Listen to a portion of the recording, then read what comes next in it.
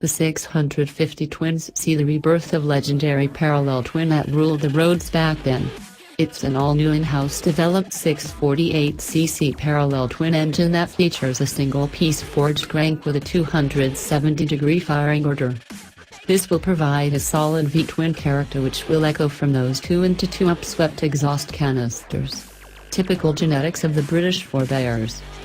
The engine is not built for speed, but for the character that will provide an unrivaled experience while producing 47 horsepower and 38 pounds-to-foot of torque. 10 HP more than the current Continental GT running on the 535 single-cylinder mill. Being equally modern, it features Bosch fuel injection and air oil cooling ensuring smooth, accessible power at all power bands. Although no official word on the launch and pricing is out, we can speculate it to be placed in a premium price bracket of under $7,500, $1,500 more than the 535cc Continental GT brother. All we know now is that they will hit Europe in July 2018, and then follow suit elsewhere. We are positive that we will bring the twins to our shores too.